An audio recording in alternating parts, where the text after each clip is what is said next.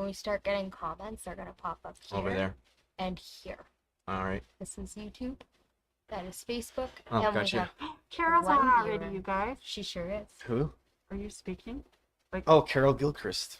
We're still in splash screen. Oh, okay. You're not live yet. Okay. All right. Oh, hello! There you are. We have two special guests. Sandy popped in. Hi, I'm Chelsea with my sewing room from 2 for Tuesday. I have my special guest, Cliff, today. I can't talk also. Sandy popped in. I saw Sandy. She's over in the corner. She's coming. You'll get to see her tomorrow. See you tomorrow. Today, we are doing an interview with a service tech because we get some interesting things to see sometimes. And we also have a lot of fun things to learn about sewing machines because they are moving machines. They're metal on metal and they need lubrication. And sometimes things just go wrong. Yep. And sometimes it's not our fault, and sometimes there might have been something we could do. But Cliff's going to tell us all about him today. Cliff, how long have you been a service tech for my sewing room? 3.5 years. It's a long time. Not really. What's your favorite machine to work on in those 3.5 years? Well, I like working on most of them. I enjoy taking things apart, putting them back together, solving problems. I think my favorites though is when the old ones come in, the older singers and stuff. There was a series of singers that were made in the 1950s and 60s, and because I'm kind of big into that retro futurism stuff, there was a singer that was called the Rocketeer that came out in I think it was around 58 or something like that, right at the beginning of the space program in the United States. And they called it the Rocketeer because it kind of looks like a rocket. And we had a few of those in here. I actually worked on one of those. I hadn't even been here a few months. And that was one of the very first purely mechanical old style machines that I took apart, put back together, and made it work. And it was wild. It was really cool. So those are probably my favorites. The Bernina is the 770, and I have one sitting here, people to look at. I love this machine. I love the machine itself, and I love working on it. It's great to work on. That's fantastic. Yeah. And I a lot of brothers, and there's so many different brothers as well. I like working on them too. So pretty much all of them. But the 7 is, out of the newer stuff, I love working on the 7s. I mean the 7 series, the 790s, the old 780s, the 770s. Those are the most common of the 770s right now. So one day I will have a 770. One day, mark my words. They are a joy. That's how I learned to embroider, was on a 770 actually. Yep. They cool. Embroider great. They're wicked. They do a fantastic job. Yep. And they're smooth and quiet, which I like. They are. Well, I see we have some machines missing some skins. Yeah.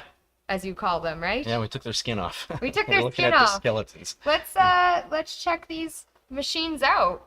Okay, so you're top down on these two guys here. So if everybody who's watching can see a difference in these two, you'll see that this one is completely missing skin all the way around, even on the back, because it has a metal chassis. So this is completely cast metal. This is a higher end machine. This would be considered a lower end machine, and the reason why its back skin is still on is because there is no chassis in this machine. It's all plastic and stuff, and then all the moving parts, so your feed module and stuff, and your take-up lever system and everything is just mounted into plastic. So this is essentially the chassis, which is not a very strong machine. It's very light. Yeah. Chelsea said her. I can one-hand it. Chelsea said her 1-year-old nephew could carry it. he probably could.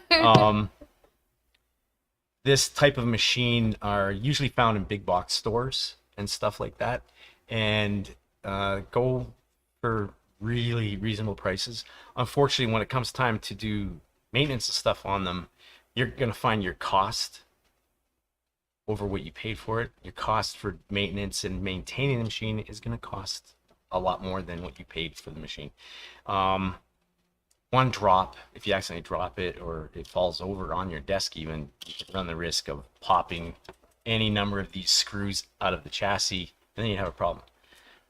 With metal, it lasts a lot longer. Metal chassis from Brother and Bernina, the chassis itself has a lifetime guarantee on So that. the chassis is all this metal This thing here, and this connects is, to the base Yep. plate. Yep, the base plate connects to it. As you can see, there is no Cool. base plate on this one. It is literally the plastic back shell. And then the front clamshell connects together and creates the rest of it. Piece of glass. But there's I don't even like to call this an entry-level machine. It's a little bit lower than that. I wouldn't even put this in a home economics class in high school or junior high school because the kids will trash it in no time. You want something more substantial like this. And So- that Our entry level machines even come like this Yep. that we sell here, like our little Burnett and Burnett's NS80. the entry level Berninas and the entry level Brothers. So like the NS80E from Brother, that's entry level. It's a metal chassis. I mean, there's lots of plastic that you see on the outside of them, just like anything. You look at your car today, it's all plastic on the exterior too, but it still has a metal chassis that everything is mounted to. This causes a ton of vibration and noise. When you put two plastic clamshells together, you're gonna get vibration and sound. So this machine, when they do run, is really loud because the plastic shell creates like an amplifier, and it's just really loud and noisy because there's nothing of substantial beefiness to holding it together. It's just the plastic casing. Whereas this is solid, so it works as a sound dampener for one thing. And then if you're working on, say, a table like we got here, which is hollow, it's going to make even more noise because it's vibrating on it. Whereas these are a little bit more solid. You can run heavier materials through a machine that's above this. You probably wouldn't even be able to sew a pair of jeans on this. You wouldn't be able to get up to 3-4 layers for that hem where the halves come together and stuff, where it's really thick. This guy would be able to handle it. And that, I know my first week here, one of the ladies up front showed me, I think it was an NS80, to be honest. She fired 8 layers, not folded over, just 8 layers of fabric through it without a problem at all. And I was just like, wow. So that's what you want to look for when you want to grow into your machine. You don't want to grow out of it. Growing out of your machine, you'll be buying one too soon. And nothing wrong with having more than one machine, but its purpose. You want to find the purpose that has suited for you. If I was ever selling machines, of course, I would sell it from a tech's point of view, not a salesman, because I'm not a salesman. So it's always from a tech standpoint. And ease of repair, ease of parts availability, and of course, because we honor every machine that we sell through warranties and stuff like that, we have the parts. Sometimes we don't carry parts that are uncommon to replace, but these things do happen, just like in the auto industry with your vehicle, and you have to order them. But with Brother and Bernina and Burnett, we can get those parts. Cool. And that's really important. Not this guy though. We won't. No, we won't talk about that. Let's go bye. We can just move it off the table. We're not gonna push him off. He's a great demo machine. Yep. Wow, there's some pretty cool stuff on this one though. This one part was a very important part with threading, right, Cliff? Yep. What's it called? It's the take-up lever. Hey, she said it right this time. I keep calling it the uptake lever. That is not what it is. It's a take-up lever, and it is very important in threading. Yep. So let's lay it back down again. Can you zoom in on No, it or I not can't. really? We could move over to Okay, the I'm gonna move it. close-up. Let's move it over to the close-up. Sure. We'll do the Bernina after. Bernina after. We have a lot of skinless machines. Hi, Carol, Tina, Billy. Nice to see everyone. Let's see if I can get this so it's visible. Okay, so what I'm showing here, right in here, this is your take-up lever system. So this guy right here is your take-up lever. That's where your thread goes through, comes down from here and into your needle and helps create your stitch, and it moves up and down. You've all seen how that works. stuff. This mechanism in here, so this part here, and then this guy here, and then this cam right here, these essentially haven't changed in the life of sewing machines. This part right here, not this, but this part right here has been the same for over 100 years. These all, like your hook system, your tension system, those change. Companies that make sewing machines have their proprietary design that they try to improve on and stuff, but that system right in there is the same and hasn't changed in decades.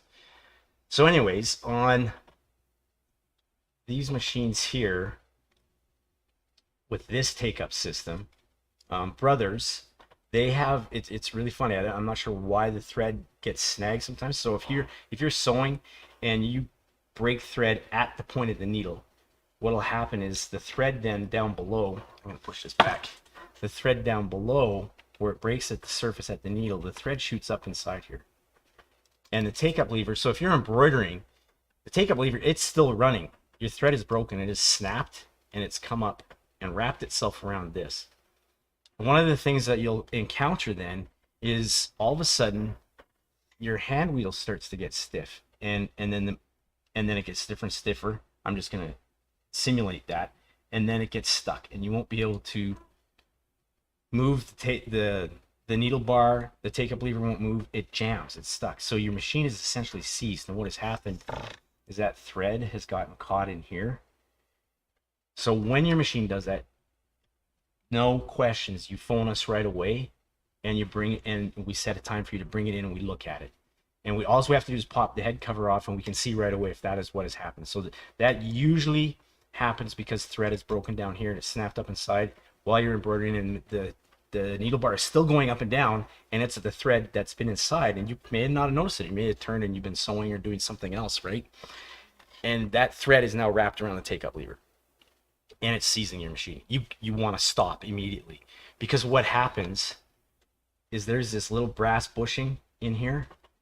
If that gets a lot of thread caught in there, brass is soft, it squishes, and then that take-up lever ends up going sideways like this, because the thread is here and it starts pushing it like so. And then you can have issues with it striking your tension bars and stuff like that, but it'll twist a bit, and then that would have to totally be replaced. When that gets, it's doable. We have the parts for these. We've replaced many in instances like this.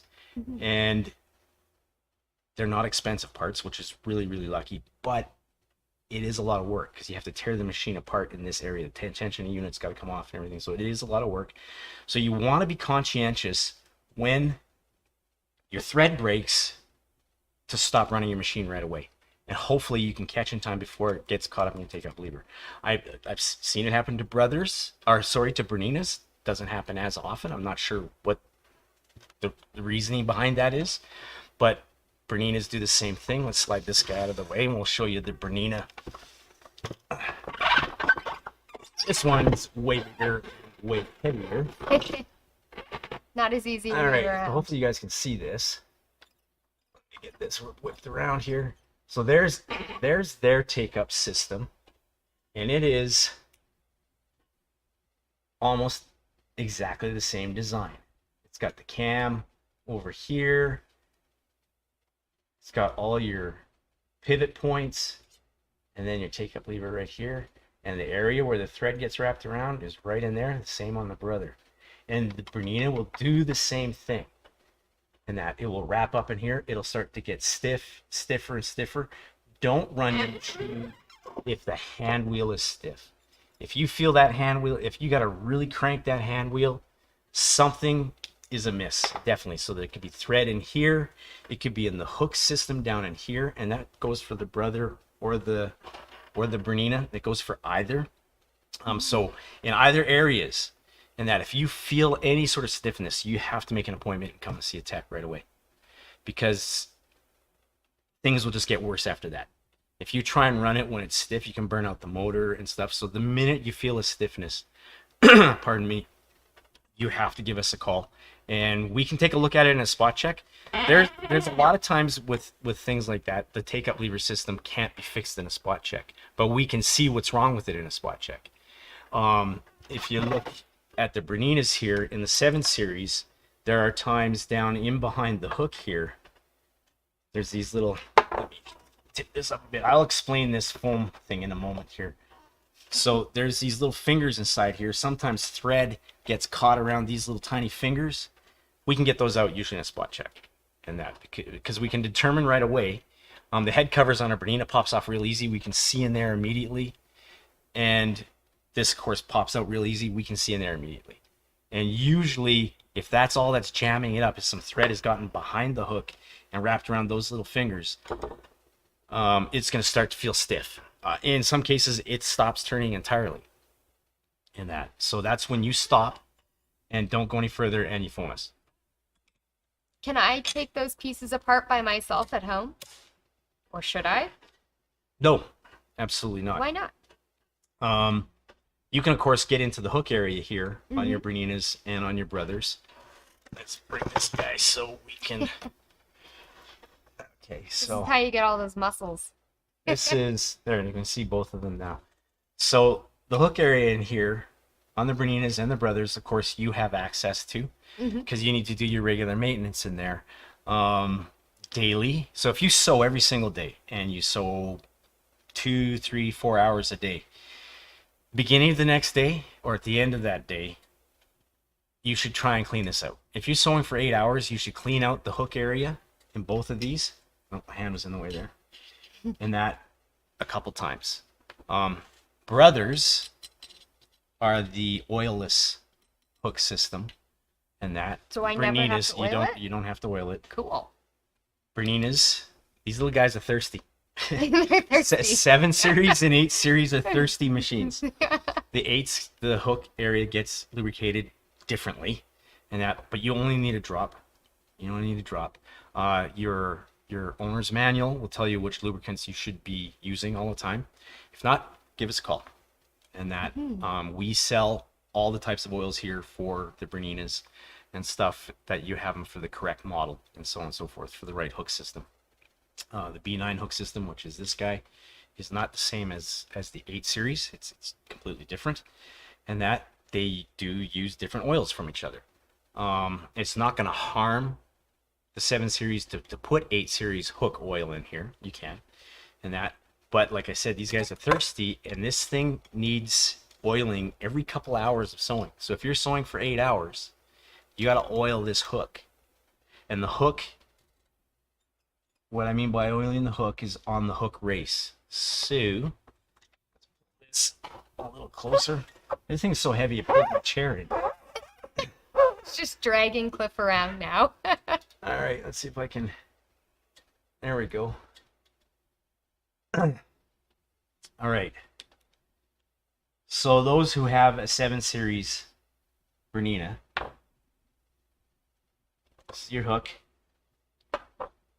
This black thing here is your hook driver, and this steel ring here is called the hook race.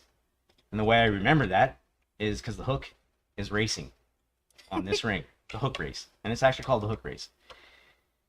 Think of this hook race as the engine block in your car. Think of the hook, and I will tell you why I'm adjusting this. Do this. Think of the hook as the piston inside the engine block of your car. If you don't put oil in your engine block, where's that poster? Oh, it's right behind us. Right there. Well-oiled machines need, well, oil. So, just like a car. So this thing, as you can tell, it spins on that hook race. You can see it spinning on the hook race. Imagine that at full speed. How warm these metal components get. The lubricant in there keeps them from seizing up together. They're both made of different metals, so one contracts and expands compared to the other one. You'll notice right away when you're 7 or you're 8 needs oil, because they kind of sound like a tractor. So what is happening on the 7s, let me rotate this around here. There we go. So is there a certain position you're putting it in to oil it? Yep. Okay. This is my own preference, and it's not just to oil it; it's to get the hook back in. Oh. Because as many 7 owners have discovered, getting the hook put back in place sometimes requires you to stand on one foot and hold your tongue just the right way. So when you put your hook back in your 7 series machine, there's a dot down here which coincides, get this in camera, with that little circle right there, that little hole. And then you can see these little slots here and here. They coincide with these 2 little fingers on the hook driver. So if you have those horizontal and you take your hook with that little hole in the same position as that dot, and on some, I think if I remember right, 790s is green. This is a 770, it's white. Okay. If you have those little fingers horizontal, and then you take your hook and you position the slots horizontal with a little hole at the bottom, which matches up with that dot, you grab it in the middle, get it in place, and you just have to give it a wee bit of a wiggle. It's magnetized, so it'll click. So you heard that? You heard that click? That click, the magnet's pulling it in place. I found that the easiest thing to do. Now, this foam cushion thing that you see I have here, that also helps me be able to see, because when you're on your sewing table, this is angled down, so it's hard for you to see. And you're bending down, trying to look to get into it. If you have a book, sewing book or something that's about 1 inch high, prop your machine up just like this, not too far because you don't want it to tip, and then you can see inside. And then turn your hand wheel so this lines up horizontally, and then you can put your hook in. Now the place that you oil on your hook, and this will be in your manual and stuff too, is these 2 little felt pads. Do not remove those. Some people have mistaken those for lint and they pulled them out. Those felt pads are for these 2 little fingers. So you'll know when you need to oil these, because all of a sudden you hear this clickety clack sound, and it sounds like a train. It sounds like a train going down the railway, and at each section that's connected, it goes. It sounds like that, and it'll get louder and louder and louder the drier it gets. Those little guys need to have lubrication.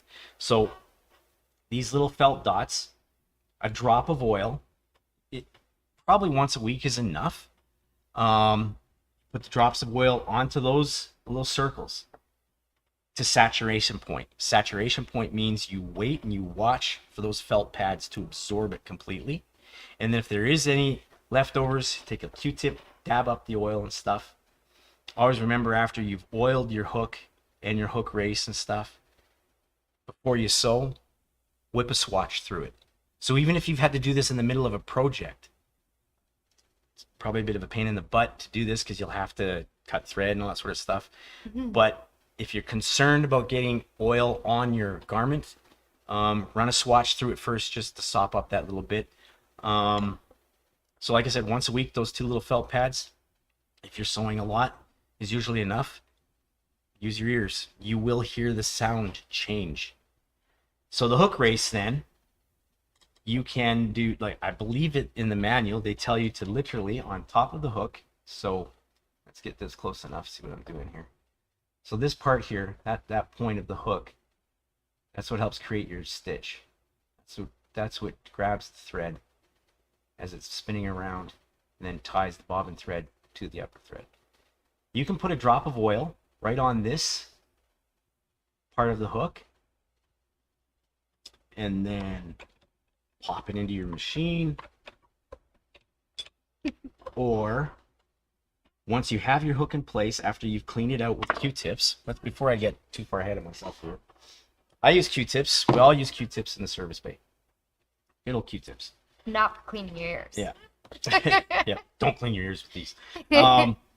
These are great because the fuzziness of the cotton actually helps pull cotton out of the machine.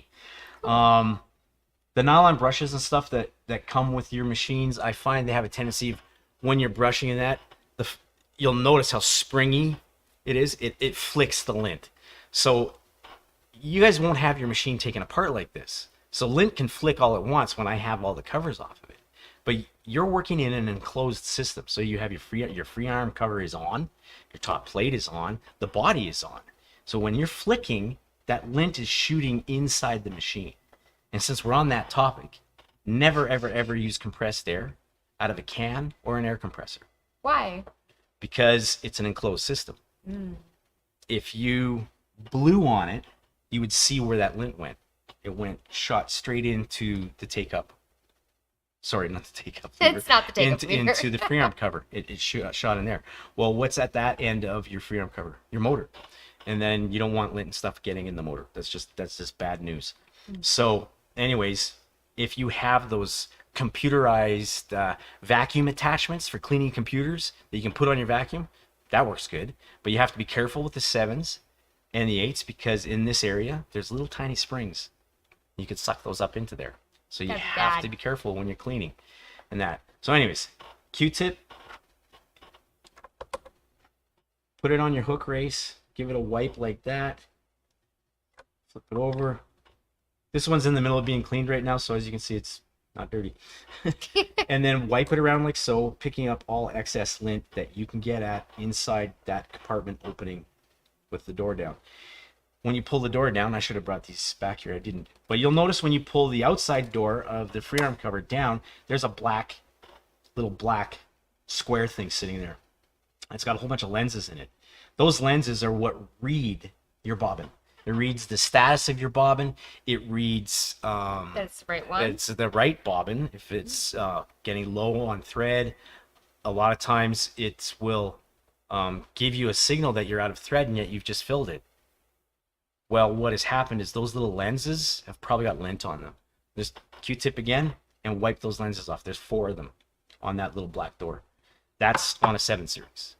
8 series, those lenses are inside the free arm cover. You can't get at them in that. So But they'll be cleaned during a they regular get cleaned service. during a maintenance. Yep. So anyways, once you have that cleaned up, you can then put a drop of oil directly on the hook race and then pop the hook back in. Or this is what I prefer to do, because I just have better control of the oil. It's not going all over the place then. Keep Q-tip handy. Rotate your hand wheel. Get the camera right here.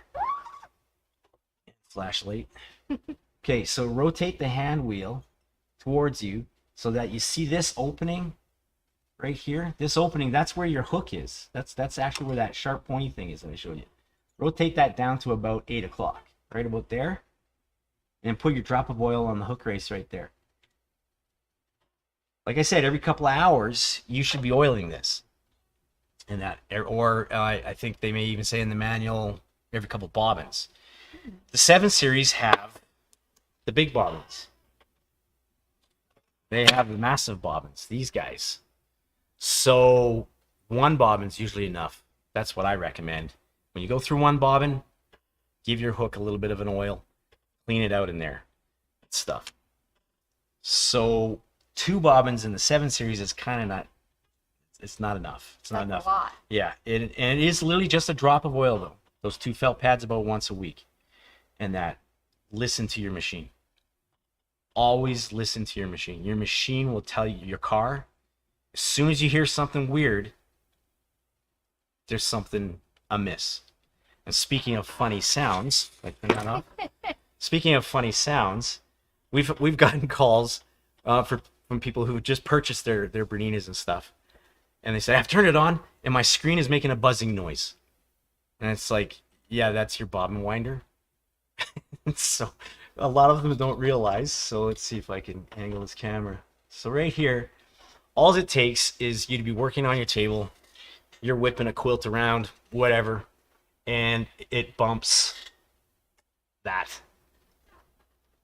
You go to bed that night. You're ready to sew the next day. You come downstairs, you turn your machine on, and you hear this, and you think your screen is buzzing at you when it's actually your bobbin winder zipping around at full speed. I haven't had a lot. I know that Leah used to get quite a few, but I've had about 6 in the 3.5 years I've been here. Like, listen to this. It's making a terrible sound. And I said, well, put your phone to the machine. It's like, yeah, it's your bobbin winder. And they're like, what? And I just flick the thing. And most of the time, I just go, okay, bye. Because they're embarrassed. Everybody does it, so don't be embarrassed. It happened to me once. Everybody does it. I do it. Takes you a minute.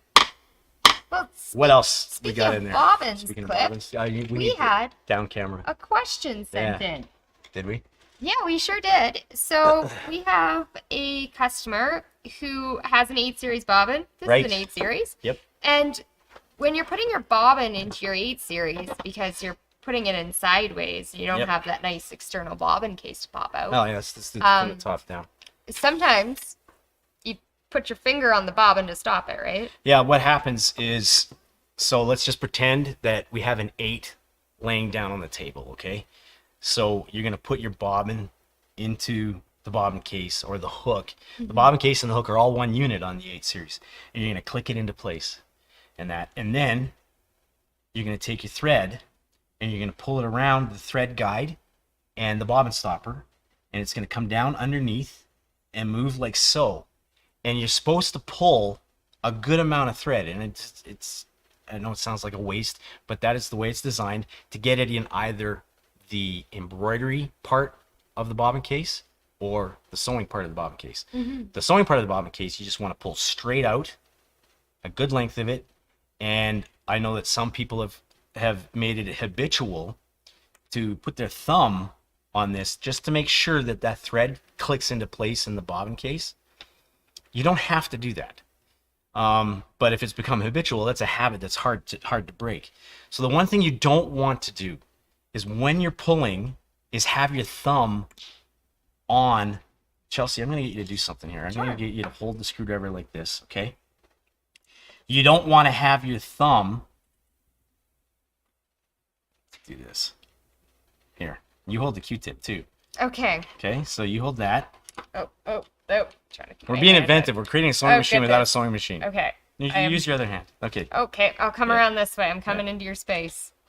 All right. All right. So it's kind of doing this, right? The last thing you want to do is have your thumb on the bobbin case where those silver reflectors are as you're pulling. So you can let go now. Okay. As you're pulling your thread through to lock into the bobbin case. What happens when you do that? Your thumb will wear off these reflectors. And when these reflectors are paramount for the sensors in the machine to read that there's a bobbin in the machine, and then these holes tells the machine what level your thread is at. So what happens is you pop this into your machine, and then the 8 does its cool thing. It flips around, pops around the other side, and there's a sensor on the back of the machine right here that's reading all this stuff. When these little silver markings start to remove, the machine's just going to go, you got no bobbin in your machine. It's going to say there's no bobbin there. So you shouldn't touch these at all. I know that some people think you have to actually hold the bobbin tight to get it to lock into the bobbin case and into the thread. You don't. You just follow what it says in the manual. Pull those threads this way for sewing, and it's a little bit back towards you to get it into the embroidery position. You should never touch your reflectors.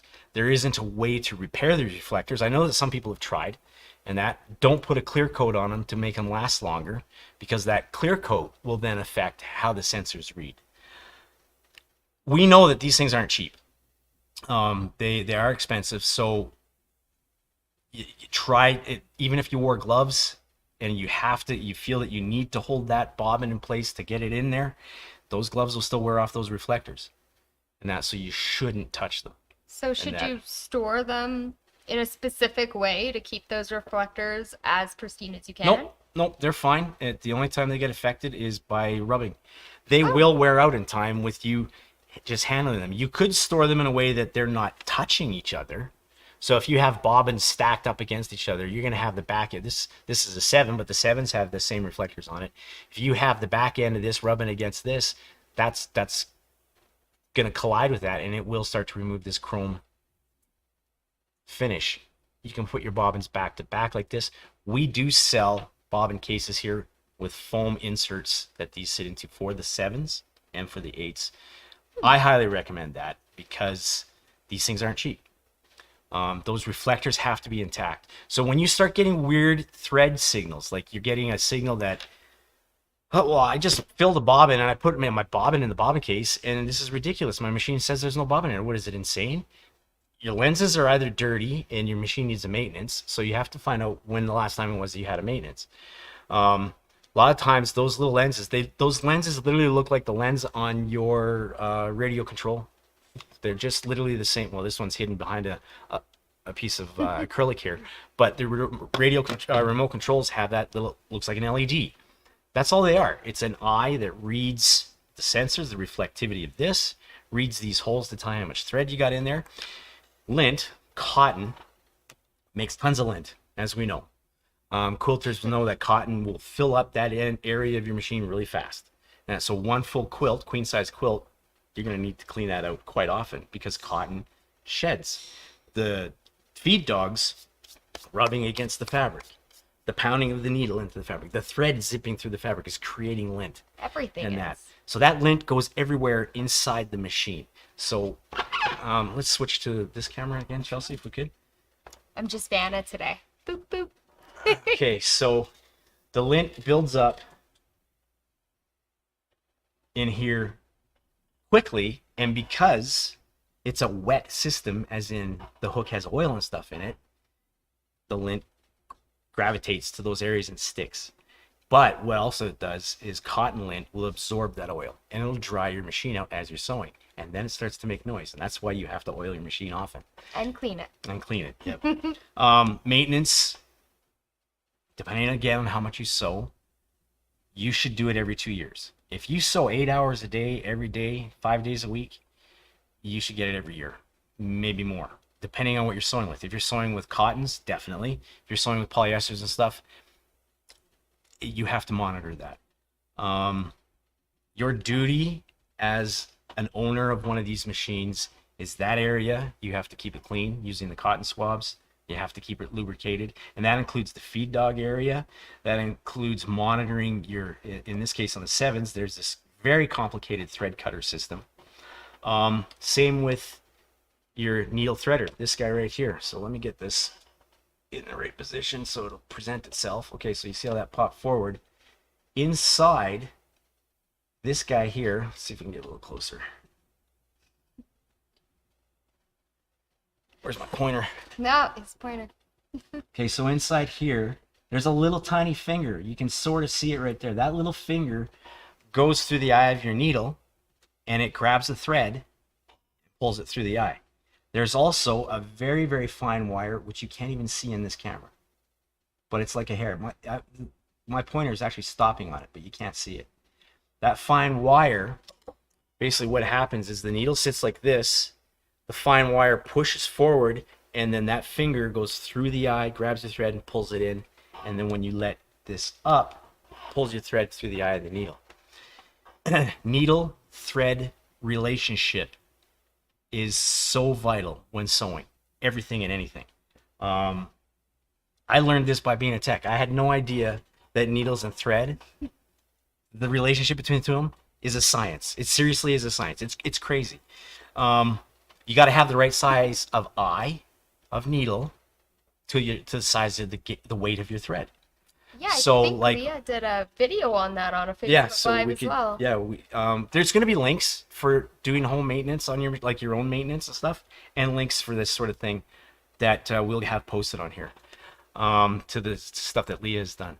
So that thing that I was talking about at the beginning of the video, where the thread snaps when you're doing embroidery, shoots up inside and wraps around the take-up lever. That a lot of the time is caused by the density of your embroidery. So say you have embroidery that's got some filigree on it, and then you have some text going over the filigree. Well, that text is then going over the part that's already been embroidered. And an embroidered stitch is nothing except a very fancy tight satin stitch. It's the same thing as a satin stitch that you do with your zigzag. It's tight, You're going through fabric, you're going through thread, you're going through stabilizer, sometimes two cases, a stabilizer on the top, stabilizer on the bottom. You're going through a lot of stuff. When you get really, really dense, and I learned this from Leah because I had a machine that came in and the thread just kept breaking every single time. Yeah, I remember that. The needle was too small. So what was happening, 7511 and 40 weight thread, they work fine together, but they don't work fine together in dense embroidery.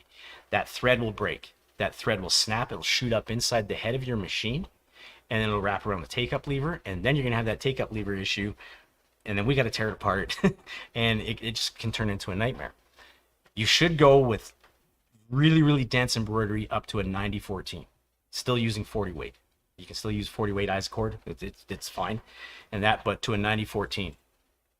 If Carol is still on here, like Carol Gilchrist, she came in with a puzzle one Saturday, and there's a new project that came out. It was these baskets made of rope, Oh yeah, the cute. and they're embroidered too. So not only was there rope that she was going through, rope has a core inside of it. So it's not just the cotton that's wrapped around this weave to create the rope. There is a core inside that rope. You're asking your needle to go through the core of the rope as well as the rope, holding thread, going through stabilizer, and then creating a stitch. And I believe the pattern even said that you could use 7511. And Carol was having a nightmare of an issue. And I hope it worked out when I said, no, go to 90-14. Didn't hear back from her, so it must be working. I hope so. So learn the relationship. I as a tech, I don't sew. I sew swatches. I've sewn a harness for cosplayers who make wings. I've sewn a harness out of webbing and stuff, and I had to use a huge needle for that. And excuse me. So anyways, how are we doing for time? Oh boy, It goes fast. it goes fast. Needle thread relationship, very important. Maintenance of your machine all the time. You take your car in for an oil change, you got to take your sewing machine in for an oil change.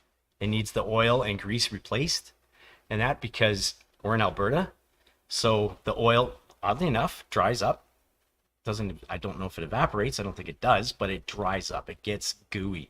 And so grease gets really gooey. And in real old machines, so if you have a Kenmore that you've been sewing on for 40 years and it's never had a maintenance, it's going to seize on you one day because that grease has never been changed out. Because that grease gets gooey and gummy, and then the machine will start to stick.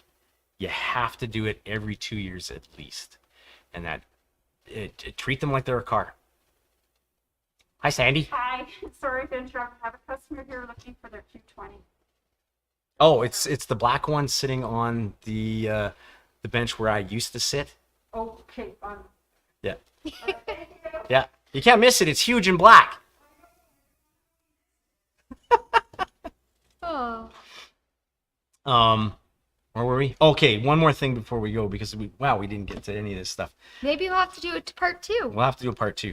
There's one thing, and I had this customer.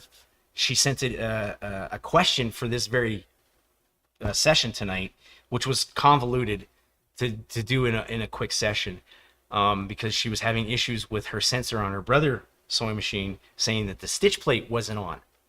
There's a sequence when you clean your brother sewing machines. Like the brother? Yes, please, Chelsea, if you don't mind. I'm going to move Bernina here.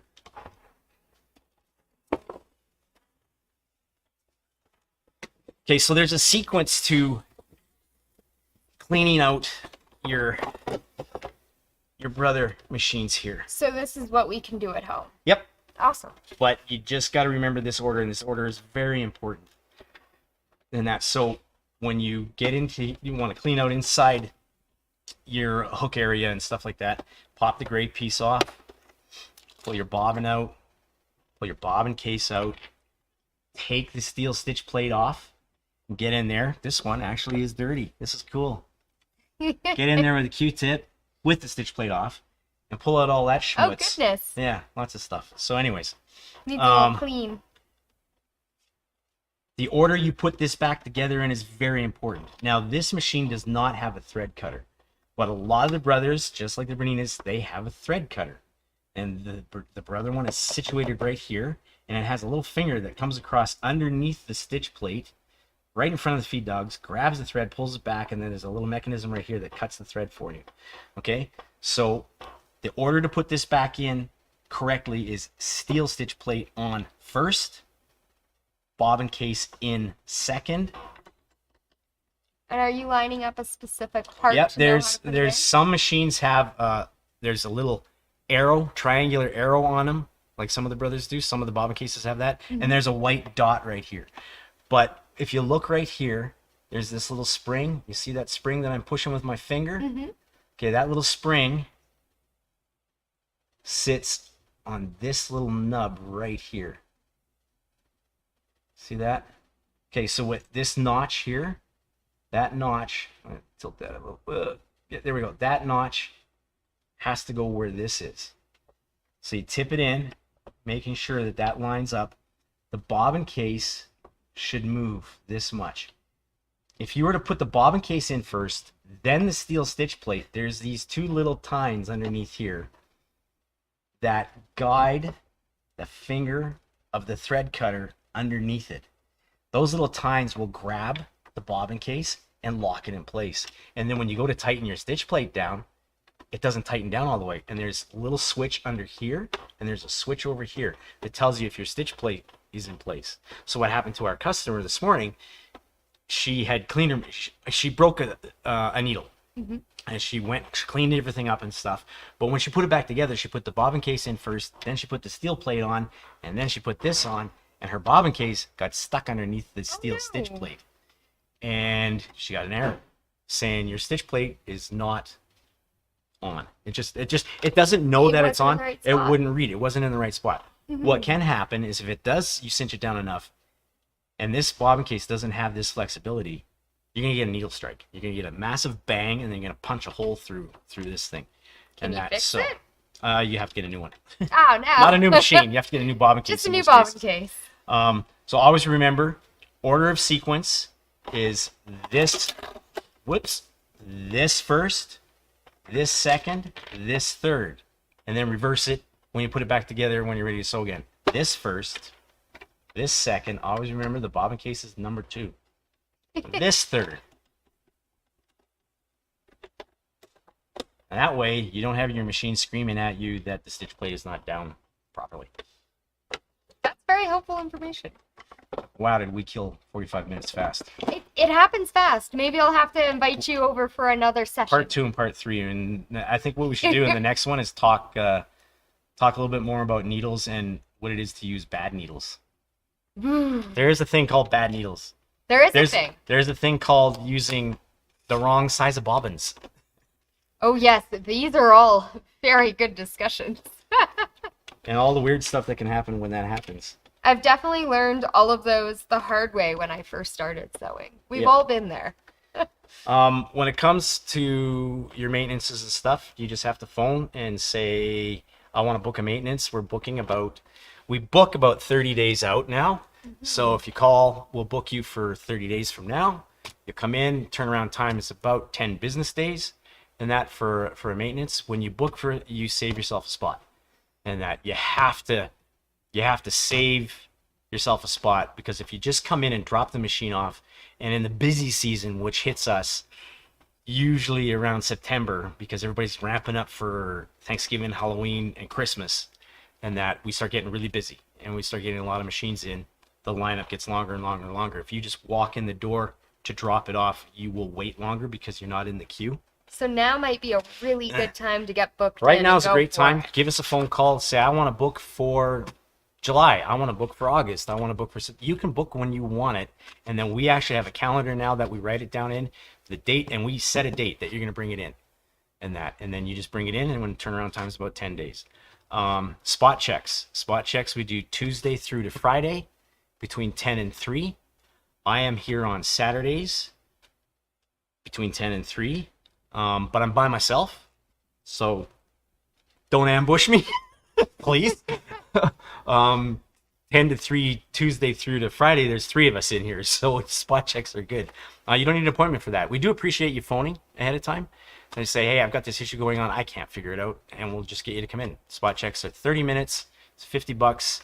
And most of the time, most of the issues can be taken care of in those 30 minutes, believe it or not. Because most of it's pretty simple. It really is. That's awesome. Yeah. Like missing the take-up lever is an easy Yeah. one. Like, we didn't even talk about threading your machine right. We got to do that in the next one. We're going to have to book another I just talked too much. Tools Like Techniques Tuesday now? No, it's 2 for Tuesday. I'm just kidding. We did bring a pretty line of fabric that's brand new. It's the new Tilda Solids. Let's go to front. We'll go that way. Oh, yes. All of our machines. We have a brand new rainbow line from Tilda. So if you're looking for some beautiful solids, they feel so wonderful. Check them out. We have them linked on our Facebook post today. It's great. And we have a whole bunch of videos listed as well to get you going. And we'll have to do a round 2, Cliff. Yep. Maybe in a couple weeks. Yep. Or next week. Or maybe Friday if we get a whole bunch of questions. Okay, now you're getting too excited. 2 in 1 week. Oh, Cliff. Are there other parts of the machine that need to be cleaned? I imagine the thread path gets a lot of fuzz, but it's not really accessible. Billy, if you're still online, yeah, the thread path is a little tricky. The one thing that we suggest you do, I got a chunk of thread here. Sure do. Would you like the camera at the front? Oh, not that one. So what you can do is in the thread path here, especially where your tension discs are, they're right in here, and it's really hard to see. So with your tension discs, the minute you drop your presser foot is when those discs close. That's why you don't thread your machine with the presser foot down, because the thread won't go into the tension discs, and then you're going to get that looping and nesting and stuff underneath your fabric. Presser foot is always up. Cut yourself some thread about 20 inches and get it into the tension disc. Just feel it in there. Drop your presser foot, grab the back end, and floss its teeth. I'm serious. Just floss it back and forth. Pull it up and out. Look at that. I don't know if you can see it, but where is it? It's very fuzzy. There it is. You can see the chunks. There they are, right under. Yeah, on the right right there. by the R and brother on there. If you're looking, you see that chunk? I just pulled that out of the tension unit in there. That by flossing. So again, lift the presser foot up, slide it down inside, drop your presser foot, and floss it, and pull it out. And look at that. There's even more. So I hope that helps a little bit, Billy. That's one way of doing it. Of course, the other way is you should bring it in for maintenance. So if you are sewing a lot, like if you sew every single day, we do recommend that you may consider a maintenance once a year. And that, because when we open these things up, we go in through all that stuff. We clean out the tension discs. We clean everything. That's why the skin comes off the machines, and we get them right down to their chassis, because we go everywhere. There's areas in there that you can't get at all. There's areas that need to be lubricated that you can't get at. Brothers do need lubrication, not in the hook area. They need it up inside the machine, up in here, where you can't get at. There's bushings up there that operate the drive system, and those bushings have to have fresh lubrication every couple of years. That's it. That's lovely. Or I'll keep talking. Okay. Well, I'll have to book Cliff in for I will floss my machine tonight.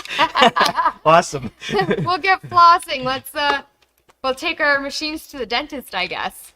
Yeah. They need to be flossed. Yep. You're the dentist now, Cliff, not the doctor anymore. Don't use dental floss. Don't use dental floss. Use thread. You can even go with Billy. You can even go with a heavier weight thread than what you usually use, because then those discs will really grab onto it. And because if you what is it called? Thread glide? What is that stuff that they use? Thread glide, I think. If you do use thread glide, sometimes that thread glide will build up a residue inside those tension discs. Everywhere, actually. I clean thread glide out of these things constantly. So a really good way to thread would probably be our button thread from Sure. Yep. Metrocine? Yep. Metler, sorry. Metler. Yeah. Metler. Metrocine is a drug, isn't it? Can't talk anymore. No, Metrocine is actually one of the cottonized polyester Okay. threads we have. Sure. But it's from Mettler too. All right. Well, thank you for coming to hang out with me today, Cliff. You're welcome. I'll have to book Thanks you for having again. me. Yes. Let's do it again. We have lots more stuff. I have some thick top thread. Could I try that, Cliff? Yep. Yep. That would work Awesome. good. We'll do that. Let us know how it goes, Billy. And if anyone has any more questions that we didn't get to cover today, send us a note and let us know if you have any questions, and we'll try and cover all of them next time. Oh, yes. One last thing. Service bay, when you want to get through to the service bay, we do have extensions. 204, 205, and 206. Same phone number. If you want to get through right away, extension 204, 205, or 206. You can call anytime between 10 and 4, and we'll pick up the phone. If not, leave a message. Sometimes a detailed message is a good idea, because then we understand the urgency more so than just give me a call. Can they send an email too with pictures? Emails are good. Pictures are better for sure if you're going to send an email with a serious issue. And that if you think it is serious, just phone and make a spot check. And come for a spot check. It's just sometimes it gets lost in translation in email. It really does. Speaking on the phone, sometimes I can talk you through it. I've had quite a bit of success talking people through their issues on the phone. That stitch plate one this morning, talked her through it on the phone. She didn't have to come all the way from North Calgary down here. Oh, goodness. And it was solved. It was solved. So we will walk you through stuff on the phone too. Emails are tough. I'm not gonna lie, it wastes a lot of time me typing. I'll come type for you. Sure you will. You're too busy. I'm not the fastest typer. It's easier if I speak to you. You can send an email and say, "Hey, I need to talk to you right now." Leave your number Yeah. and he'll call you back. Call you back. Yeah, yeah. It is hard to get through to us. I do appreciate the frustration that some of you have experienced. I'm sorry about that. Well, thank you for covering a lot of questions today. You're welcome. That was fabulous. I saw that showing how to remove and replace the Brother Bobbin case, actually. A few people noticed it was really helpful for them, Yep. which is great. I actually didn't know how to do that until I started working here. And I've had a brother a while. I learned that trick by accident. No one showed me that. I put a machine back together the wrong way and it went bang. Oh, no! Yeah. That's Luckily, it didn't break anything. It just broke a needle. oh, good. That's Yeah. lucky. That's lucky. Well, thank you. Thanks again for coming. Thank you. We'll have to see you here again. Yep, absolutely. Awesome. That was fun. Well, have a fabulous day, everyone. And if you enjoyed, please leave us a like, a comment,